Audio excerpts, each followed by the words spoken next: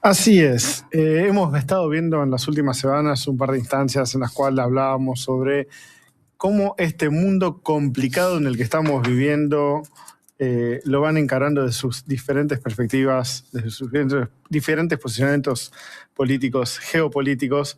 Y Francia es uno que está llamando muchísimo la atención, está encarando un profundo proceso de rearme, no solo convencional, sino también nuclear. Y quizás ahí es donde tenemos que empezar.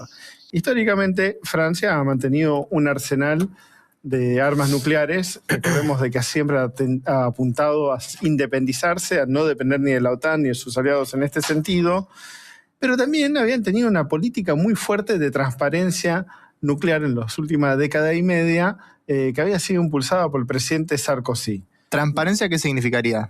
Que sabíamos exactamente cuántas armas tenían los franceses porque compartían esa información. ¿Y eso ahora no está ocurriendo? No, porque justamente habían 540 ojivas nucleares que tenía Francia y esto era información pública que se sostenía bajo el régimen de transparencia y fue mantenida por el presidente Hollande. Después Macron decidió de que no, acá hay que encarar un proceso de modernización de las Fuerzas Armadas Nucleares, de ampliación, quieren más armas nucleares, y que no se comparta esa información. Esa información tiene que ser información sensible, catalogada como secreta y no se debe diseminar. ¿Y esto no puede ser un mensaje como una amenaza? En realidad yo te digo que estoy construyendo un montón de armas nucleares y no estoy construyendo nada. No, a ver, si lo dice Trump, lo podría pensar que es así porque Trump tiene que decir mucho. No, yo creo que acá tenemos mucho margen para tomarnos en serio las amenazas de Francia. Francia es un actor nuclear hace mucho tiempo. Aparte, muchos de los grandes pensadores sobre la disuasión estratégica nuclear vienen de Francia. Entonces hay un fundamento existente y lo que están apuntando es, y acá es un punto muy importante para lo que venimos discutiendo en estos días, cómo van avanzando con una nueva doctrina de disuasión avanzada, en la cual por primera vez empiezan a coordinar con otros socios fuera del espacio de la OTAN. Estamos hablando de Alemania, estamos hablando del Reino Unido, de Polonia, de Países Bajos, con los cuales decide compartir doctrinalmente con ellos a medida que va ampliando sus capacidades porque perciben que el mundo que se les viene van a depender de estos socios. Pero no son los socios tradicionales de la OTAN. Estamos en medio de que estuvimos hablando estos días, Bartolomé incluso lo estuvo mencionando, hay tensiones muy fuertes dentro de la OTAN entre Estados Unidos y los países miembros europeos y los franceses también perciben estos quiebres y los viene impulsando a querer avanzar sobre esta nueva doctrina nuclear, pero que también es una nueva doctrina que se va ampliando al poderío militar. Macron hace unos días bautizó el nuevo portaaviones nuclear francés, que va a entrar en servicio todavía dentro de unos 12 años, lo estamos viendo justo en imágenes ahora, que va a ser, cuando lo lancen al mar, va a ser el buque de superficie más grande construido en Europa, desplazando 78.000 toneladas. Eso es casi el doble de lo que es el portaaviones actual de los franceses. ¿El tamaño del buque te determina qué tipo de aviones se pueden lanzar o pueden despegar de ahí? La cantidad, sobre todo. Más la cantidad, no tanto el largo. Pero perdón, André, porque estamos hablando de Francia, pero entiendo que si uno mira, por ejemplo, los presupuestos de los países europeos, hay un rearme, no sé si nuclear, pero rearme en Europa impresionante. Me acuerdo cuando Caro Amoroso viajó el año pasado, estábamos acá al aire, habrá sido junio, y contaba un poco sobre cómo Europa de alguna manera estaba rediscutiendo sus inversiones y sus presupuestos y cómo de alguna manera durante tantos años un poco al calorcito de la protección de Estados Unidos había... se dejaron estar. Bueno, sí, había puesto prioridad en otras cosas y dejado de invertir en defensa, que eso, viste, implica un año que no invertís, un año bueno, te atrasás tecnológicamente y por los montos además, y cómo a partir del año pasado había habido un cambio brutal en eso, no solo en Francia, sino en el resto de los países de Europa. Efectivamente, son varios de los países europeos que están teniendo un crecimiento considerable de su presupuesto militar. Este año, por ejemplo, duplicó Francia el presupuesto en comparación a lo que era el 2017, ¿no? O sea, del 2017 para acá duplicó su presupuesto militar, algo que no tenía expectativas de hacer hasta el 2032. O sea, no solo están aumentando el presupuesto militar, están acelerando los tiempos del aumento que se vienen programando. Ese aumento del presupuesto militar, obviamente una parte va a la inversión de estas capacidades, otra parte va al sostenimiento del instrumento como tal, que muchas veces también requiere de una mayor operatividad. Un ejemplo de ello, y me voy adelantando, después vuelvo a los puntos de incorporaciones, es que con toda esta crisis que vimos en Medio Oriente, Claro. nosotros hablamos de que Inglaterra no podía desplegar su portaaviones porque no tenía escoltas. Francia, por otro lado, logró desplegar 19 de sus 23 principales buques de superficie, incluidos portaaviones y las escoltas, al Mediterráneo en preparación para lo que pudiera llegar a ser algún tipo de operativo a futuro. Esto te demuestra no solo la inversión en el material, sino la inversión necesaria para sostener todo eso y vos lo puedas operar. Entonces, es un contraste muy interesante ver una Inglaterra, que también es un socio cercano de Francia, que no podía desplegar su propio portaaviones por falta de buques de escolta, y Francia hace un despliegue enorme de la mayoría de sus medios en cuestión de días, ¿no?